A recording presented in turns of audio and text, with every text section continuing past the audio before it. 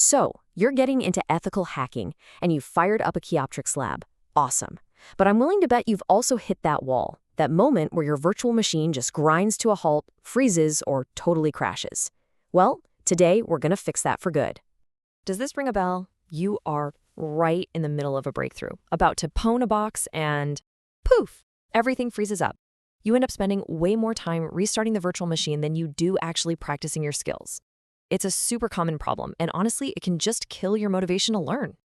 Okay, so in this explainer, we're going to completely transform your lab. We're going to take that piece of frustrating software and turn it into a fast, responsive tool that actually helps you learn faster. It's time to get under the hood and do some serious tuning. First things first, let's talk about why we even need to do this. I want you to think of your Kioptrix lab like your own personal cyber gym, right? You can't really get a good workout in if the equipment keeps breaking on you. Now, for anybody who's new to this, Kioptrix is just fantastic. It's basically a virtual computer that was intentionally built with security flaws. This gives you a totally safe and legal playground to practice your pen testing skills without, breaking any actual laws or messing up a real system. It's your training dummy.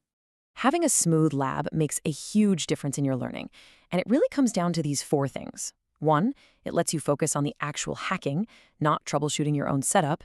2, it feels more like a real-world network when it's not lagging. 3, mistakes become instant learning moments, not a 10-minute reboot fest.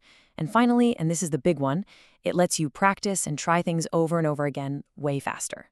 That's where you really build muscle. All right, let's get our hands dirty with the actual fixes. Everything, and I mean everything, starts with the foundation, your physical computer and how your virtual machine is allowed to use its hardware. We can boil this down to 3 main hardware checks. We're going to look at a super important CPU setting, how much memory your VM gets, and what kind of hard drive you're running this on. I'm telling you, getting these 3 things right will solve probably 80% of your performance problems. Okay, pay attention, because this is the #1 most important fix. If your lab is just painfully slow, it is almost guaranteed that CPU virtualization is turned off in your computer's BIOS. That's that setup screen you can get into before Windows or macOS even starts. This one little setting lets your processor run virtual machines the right way. Without it, your computer is faking it with software, and that is just incredibly slow. So once that's turned on, you got to make sure you're giving the VM enough engine power. Sure, it'll run on a single CPU core, but it's going to struggle. Bumping that up to at least 2 of your computer's cores will make a night and day difference in how snappy everything feels. Okay, so moving on up to the software layer.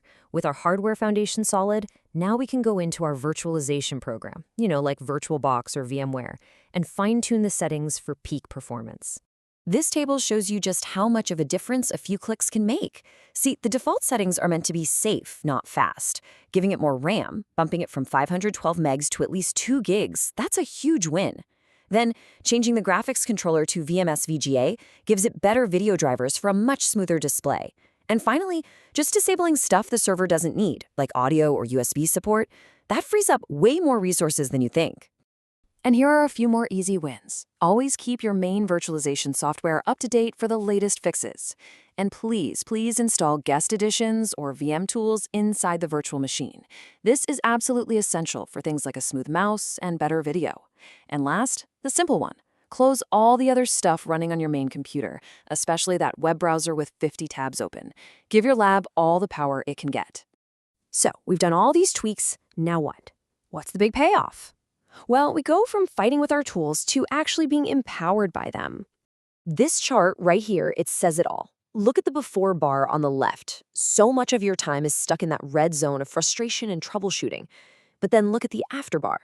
That red zone just shrinks away, and your green practice time, it just skyrockets. That's what we're aiming for.